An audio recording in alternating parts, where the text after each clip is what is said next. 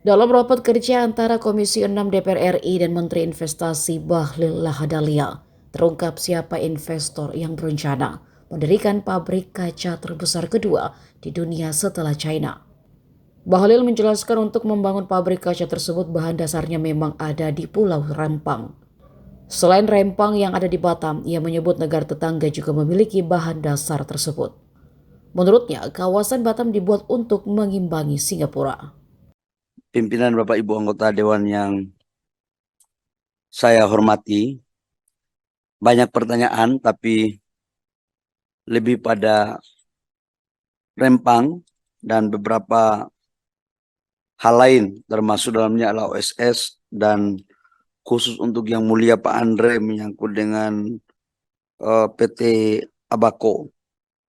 Bapak Ibu semua, saya ceritakan dulu menyangkut Rempang. Karena Bapak Ibu semua meminta saya untuk tidak boleh ada dusta di antara kita, maka saya akan menceritakan apa adanya yang saya ketahui tentang persoalan Rempang ini. Bapak Ibu semua, kita tahu bahwa semua kita bersepakat dalam konteks pembangunan investasi mengarah kepada satu instrumen yang namanya hilirisasi, bagian daripada industri. Nah, ini ceritanya begini sebenarnya. Kita ini kan sudah sukses untuk membangun hilirisasi di nikel. Terlepas dengan kesuksesan itu belum sempurna. Kita sepakat itu juga. Jadi jangan kita bilang bahwa semua 100% udah sempurna. Kesempurnaan itu hanya punya Tuhan aja. Tetapi kita selalu memperbaiki untuk mendekati diri pada kesempurnaan itu. Nah, karena nikel sudah bagus, sekarang kita mulai masuk kepada sektor hilirisasi komoditas yang lain.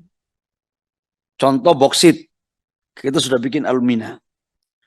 Nah, satu lagi yang kita buat ini adalah investasi yang namanya pabrik kaca untuk solar panel yang hari ini lagi tren dunia untuk memakai energi baru terbarukan. Bahan baku daripada kaca dan solar panel ini diantaranya adalah pasir kuarsa dan pasir silika. Di Indonesia, kita ini masih ekspor semua, makanya industrinya itu ada di beberapa negara di Asia. Termasuk Korea, termasuk China, termasuk Jepang. Kita hari ini ekspor semua ke sana. Nah, belum ada pabrik yang besar untuk membangun pabrik kaca dan pabrik solar panel di Indonesia. Sekalipun sudah ada beberapa pabrik kaca di Indonesia seperti Asamasi dari Jepang. Kemudian ini sekarang lagi mau produksi di Batang yang bukan Batam ya, Batang di KCC tahun 2024 sudah produksi. Tetapi itu pada kapasitas yang tidak terlalu besar. Yang kita mau bangun ini adalah kapasitas 200% dari yang sudah ada terpasang di Indonesia, dan yang akan dibangun ini adalah pabrik kedua terbesar di dunia setelah China. Jadi di luar China ini pabrik yang besar.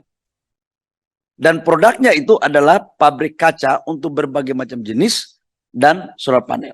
Ini biar saya ceritain. Inilah untuk hilirisasi. Yang kedua sekarang adalah pertanyaannya. Investasinya ini tujuannya ke negara mana saja? Karena yang punya pasir kuarsa itu bukan hanya punya Indonesia. Negara tetangga juga punya. Ini. Dan tetangga itu, sorry. Mohon maaf, Pimpinan. Ini karena beberapa hari nggak bisa, ya namanya pembantu kita harus kerja. Kalau presiden kita kerjanya keras, kita harus lebih keras. Itu. Jadi itu ya ini bisa dipertimbangkan oleh Pak Prabowo jadi menteri periode sebelumnya. Kalau itu tidak perlu ada pertimbangan dari Pak Andre. Kita yang mempertimbangkan Pak Andre kalau itu. Jadi saya lanjut pimpinan. Karena pasir kuarsa dan silika ini tidak hanya dimiliki oleh Indonesia. Ini juga dimiliki oleh negara tetangga sebelah. Maka pertama yang kita lakukan itu adalah kompetisi pertarungan untuk mendapatkan investor ini. Dan itu tidak gampang.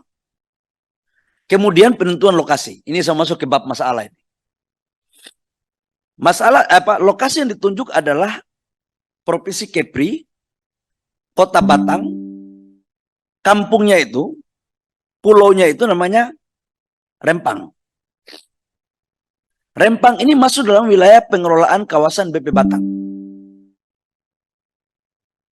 Yang menurut aturan BP Batang, saya pikir Bapak-Bapak lebih paham, karena saya ini baru masuk di pemerintah, Bapak-Bapak lebih paham karena sudah sering raker dengan BP Batang.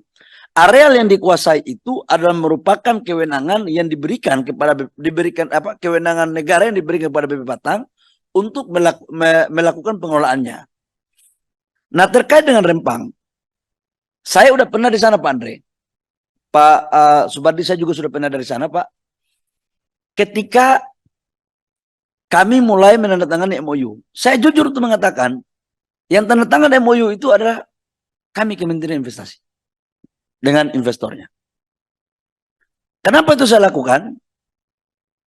Karena pertama saya melihat adalah ada penciptaan nilai tambah yang signifikan dan kita menjadi negara yang akan mengekspor produknya dan kita dapat pajak di sana dan ada neraca perdagangan di sana dan ada penciptaan lapangan pekerjaan di sana dan ada kontraktor di sana maupun supplier yang notabene-nya adalah anak-anak Republik ini. Dibandingkan dengan kita menjual, menggali pasir silika, menggali pasir kuarsa dan kita jual. Saya pikir belum ada teori ekonomi yang saya dapatkan. Mohon maaf, nanti Pak Terono juga, Pak Aris juga jelaskan kepada saya kalau saya salah omongan saya ini. Yang mengatakan bahwa menjual bahan baku itu lebih untung daripada membangun nilai tambahnya di dalam negeri.